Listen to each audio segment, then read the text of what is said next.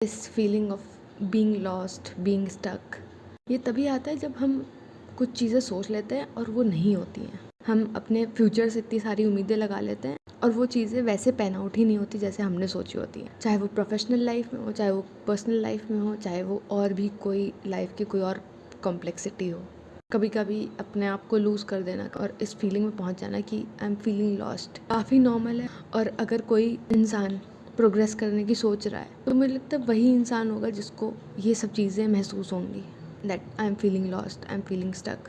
कोई रिजल्ट अगर हमारे अकॉर्डिंग नहीं निकलता है या फिर उसकी प्रोग्रेस आगे बढ़ ही नहीं रही होती है, तभी हम ये सब चीज़ें महसूस करते हैं। और अगर कोई इंसान है जो ट्राई कर रहा है, हर मोमेंट पे ट्राई कर रहा है, हर दिन ट्राई कर रहा है कुछ ना कुछ प्रोग्रेस करने के लिए, कुछ अपग्रेड करने के लिए, ताकि वो अपने करंट सेल्फ को बेटर बना सके, तो वही आई थिंक महसूस करेगा कि वो स्टक हो चुका है, वो लॉस्ट हो चुका है, उसकी पर्सनैलिटी शायद कहीं खो चुकी है। और ऐसा ही हमें लगता है कि हर चीज़ पॉज मोड पे पहुंच गई है, हर चीज़ रुक सी गई है, क्योंकि हमने ऐसा पिछले साल सोचा था कि ऐसा हो जाएगा, पर ये साल भी ख़त्म होने को आ गया, कुछ नहीं हुआ ऐसा। और हम उसी स्टेट में स्टक हैं जहाँ पे हम पहले थे, उसी स्टेट में बैठे हैं जहाँ पे हम पहले थे। अगर हम ये सब चीज़ें महसूस करते हैं तो आई थिंक हमें अपने लिए क्लैप करना चाहिए कि हम एक इंसान हैं। इंसानों की ही झोली में होता है वो रिजेक्शन आता है, इंसानों की ही झोली में फेलियर्स आते हैं। और जब आप इतने सारे रिजेक्शंस और फेलियर झेल लेते हो, उसके बाद में you kind of get used to it. वही होता है जो हमें एक तरीके से स्ट्रॉन्ग बनाता है और फेलियर्स और रिजेक्शन झेलने के लिए यूज टू बनाता है। तो अगर किसी एक दिन ऐसा लग रहा है या सारे ही दिन ऐसा लग रहा है, मुझे लगता है स्पेसिफिकली ये फीलिंग बस एक दिन और एक मोमेंट ऐसा आता है कि जहाँ पे ऐसा लगता है सब कुछ इधर उधर फैल गया है, इतना फैल चुका है रायता कि वो समेटे नहीं समेट रहा है। पूरी लाइफ अगर ऐसा लग रहा है कि स्टक मोड में, पॉज मोड में पहुंच गई है, तो इट्स बेटर कि हम भी पहले उसी मोड में पहुंच जाएं, हम भी थोड़ा सा पॉज ले लें। जब हमने बैठ के पॉज ले लिया है तो लिमिटलेस स्क्रोलिंग करने के बजाय हम ये बैठ के देखें कि हमें क्यों लग रहा है ऐसा। जब हमें लाइफ में कोई डायरेक्शन नहीं समझ में आ रही होती है तो हमें एक डायरेक्शन हमेशा पता होती है, अपने मोबाइल फ़ोन्स पे वर्टिकल जाना, जिससे फिर से हम एक बबल में, एक डिस्ट्रैक्शन में पहुंच जाते हैं, जिससे हमारे उस फीलिंग लॉस्ट वाले, उस फीलिंग स्टक वाले सिचुएशन का कोई सोल्यूशन नहीं मिलने वाला है। बस वो ये होता है कि हम उस मोमेंट के लिए, उस दिन के लिए, उस घंटे के लिए डिस्ट्रैक्शन में पहुंच जाते हैं। पॉज रिफ्लेक्ट करने के बाद सबसे जो मेन चीज़ होती है वो होती है एक्सप्रेशन करना, उस चीज़ को किसी को बताना, चाहे वो हम अपने आप को ही क्यों ना बताएं। क्योंकि कभी कभी हमें ऐसा लगता है कि वो रिजेक्शन का, वो फेलियर का, हमारे इस फीलिंग लॉस्ट का कारण कुछ और था। और जब हम उसको विजुअलाइज करके आर्टिकुलेट करने लगते हैं किसी पन्ने पे, कहीं किसी और के सामने, तो हमें उस सिचुएशन के कई और सारे प्रोजेक्शंस, कई और पर्सपेक्टिव्स मिलने लगते हैं, जिससे हमारी थॉट्स आर्टिकुलेट होती हैं, हमारे इमोशंस आर्टिकुलेट होते हैं। और जब एक जगह पे वो चीज़ पहुंच जाती है, एक पन्ने पे वो चीज़ आ जाती है, तो हमें उसके कई सारे इंसाइट्स मिल जाते हैं, कई सारे उसके पैटर्न्स मिल जाते हैं, क्या वो रिपीटिशन में क्यों हो रहा है। अगर हमें उसका क्यों पता लग जाए तो बाकी आधी चीज़ें ऐसे ही सॉल्वेबल लगने लगती हैं, भले उसका सल्यूशन बहुत दूर हो पर सॉल्वेबल लगने लगती हैं। हमें पता लग जाता है कि हमें नेक्स्ट स्टेप क्या करना चाहिए, instead of just sitting and crying. वो नेक्स्ट डे सॉल्व होगा नहीं होगा वो बात की बात है, हमने ट्राई किया वो बड़ी बात है। जब हम इस स्टक वाले मोड में होते तो लगता है कि हर फीलिंग ओवरवेलमिंग हो चुकी है, हर इमोशन स्ट्रॉन्ग और अनअवॉइडेबल हो चुका है कि हम ना चाहते हुए भी फ्रस्ट्रेट हो जाएंगे, ना चाहते हुए भी हाइपर हो जाएंगे। और जब हम ये बोलते हैं ना कि हम कुछ चीज़ों को लेकर के अनसर्टेन हैं और वो कुछ चीज़ें हम डिफ़ाइन ही नहीं कर पाते हैं, और इसीलिए मुझे लगता है यहाँ पे जर्नलिंग बहुत ही मेजर रोल प्ले करता है।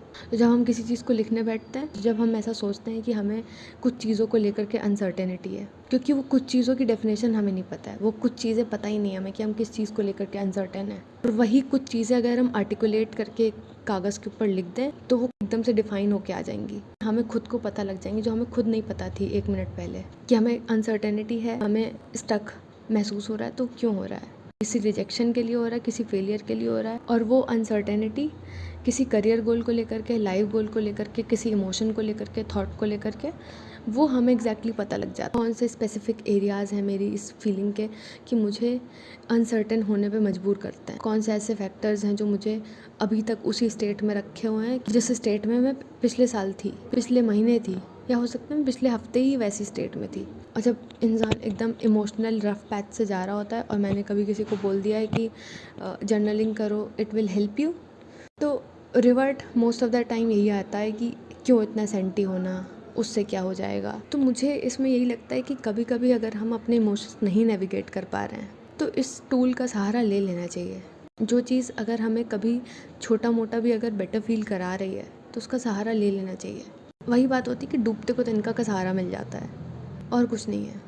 और जब हम अपने इमोशंस ठीक से नेविगेट करना सीख जाएंगे, अपने इमोशंस को समझ जाएंगे कि why exactly are we feeling that way, हमें कुछ नहीं करता है, बस हमें थोड़ा सा बेटर ह्यूमन बनाने की कोशिश करता है, जो कि इस समय की बहुत बड़ी नीड है। ये नेक्स्ट आता है एक्सप्लोरिंग हॉबीज़, एक्सप्लोरिंग इंटरेस्ट। मुझे लगता है कि कुछ चीज़ें ऐसी हमारी लाइफ के अंदर, हमारे दिनचर्या के अंदर ऐसी होनी चाहिए जो किसी भी चीज़ के ऊपर डिपेंडेंट ना हो। उन चीज़ों को हम कभी भी ताकि परस्यू कर सकें, irrespective of the time, irrespective of what ever is going on in life, back of the life में कितनी भी भसड़ मची हो, पर हम उन चीज़ों पे जाएं तो हमें अच्छा ही फील हो। कुछ भी हो सकता है, किसी के लिए म्यूज़िक हो सकता है, स्पोर्ट्स हो सकता है, कुकिंग हो सकती है, गार्डनिंग हो सकती है, जो हमारे मूड पे डिपेंडेंट ना हो, जो हमारे सिचुएशन ऑफ लाइफ पे डिपेंडेंट ना हो। और अगर हम उन पे अर्ली ऑन इन लाइफ में काम करना शुरू कर देते हैं, पहले से ही काम करना शुरू कर देते हैं, तो वो हमें कहीं ना कहीं लेटर ऑन इन लाइफ में बचा लेती हैं। जब हमें रियल में डिस्ट्रैक्शन चाहिए होता है, जब हमें रियल में एक एस्केप मोड चाहिए होता है। मैंने कई बार मूवीज़ में देखा था बचपन में कि जब भी लोग अपनी प्लानिंग प्लॉटिंग करते हैं वो स्पोर्ट्स को खेलते हुए करते हैं, गोल्फ खेलते हुए करते हैं, और वो प्लानिंग प्लॉटिंग बैंग ऑन होती है। हम लाइक ये क्या था। जो हमारे इंटरेस्ट होते हैं वो कहीं ना कहीं हमें क्लैरिटी देते हैं, सेंस ऑफ पर्पस देते हैं। कुकिंग अगर हमारा इंटरेस्ट है तो उसमें कुछ बिल्ड हो रहा है ना, आधे घंटे बाद, 1 घंटे बाद खाना बन के तैयार होगा तो हमें लगेगा हमने कुछ बनाया है। इस समय जो मैं सबसे ज़्यादा एक्सपीरियंस करती हूँ वो है इम्पेशेंस। हर चीज़ जल्दी जल्दी चाहिए, हर चीज़ एकदम फटाक से इंस्टेंटली चाहिए, चाहे वो कोई ग्रोसरी हो, चाहे वो लाइफ गोल्स हों, चाहे वो चिप्स का पैकेट ही क्यों ना हो, इंस्टेंट चाहिए। हो सकता है कि हमने सालों साल किसी चीज़ का वेट किया, हमने सालों साल किसी चीज़ के लिए ट्राई किया और आखिर में रिजेक्शंस मिले, और चीज़ें जल्दी जल्दी करने के चक्कर में, इम्पेशेंटली करने के चक्कर में, जो टाइम 10 मिनट में होना था, जो टाइम 2 महीने में होना था, उसको होते होते 2 साल लग गया, 3 साल लग गया। होता है, सबके साथ होता है। सबके साथ नहीं होता तो मेजॉरिटी ऑफ द लोगों के साथ होता है। और इस मोमेंट पे जब सब कुछ ऑल ऑफ द प्लेस है, सब कुछ इधर उधर है और सब कुछ डायरेक्शन लेस जैसा लग रहा है, तो ये बहुत आसान है कि हम सब कुछ सही करने, समेटने के चक्कर में, सब कुछ एक साथ लेके आने के चक्कर में हम अपने ऊपर प्रेशर डाल दें। ये बहुत आसान है और ये हमें समझना पड़ेगा कि जब हम इस फीलिंग में हैं, नेगेटिव थॉट पैटर्न ला करके और उसको वर्स ना बना दे, कहीं साइकिल में ना फंस जाए कहीं, दैट नथिंग विल चेंज, मैं इससे कभी बाहर आ ही नहीं पाऊँगा, या फिर मैं इससे कभी बाहर आ ही नहीं पाऊँगी, I will never get out of this. इसीलिए उस समय बहुत ज़रूरी हो जाएगा कि इन नेगेटिव टेम्पोररी थाट्स से हम अपने आप को बचाएं, क्योंकि ये जो नेगेटिव थाट्स होती है बिल्कुल टेम्पोररी होती हैं। हमेशा हम ये सोच ही नहीं सकते हैं कि नथिंग विल चेंज। कभी कभी ये फीलिंग आती है, और फीलिंग लॉस्ट, फीलिंग स्टक का मतलब ये नहीं है कि सब कुछ गलत ही है, सब कुछ बेकार ही है। ये शायद साइन होता है कि हमें चेंज की रिक्वायरमेंट है, कि हमें चेंज करना है, हमें चेंज होना पड़ेगा ताकि हम इस मोड से निकल पाएँ। जैसे ही हम अपने अंदर ट्रांजिशन लाएंगे वैसे ही हम डिस्कम्फर्ट में पहुँचेंगे, जैसे ही हम डिस्कम्फर्ट में पहुँचेंगे हम न्यू अपॉर्चुनिटीज़ को एक्सप्लोर कर पाएंगे। और इस चीज़ पे फोकस करें कि अभी मैं ऐसा क्या करूँ, अभी मैं ऐसा क्या कर सकती हूँ जो चीज़ें चेंज हो जाएं, जो मेरी सिचुएशंस जो हैं वो चेंज हो जाएं।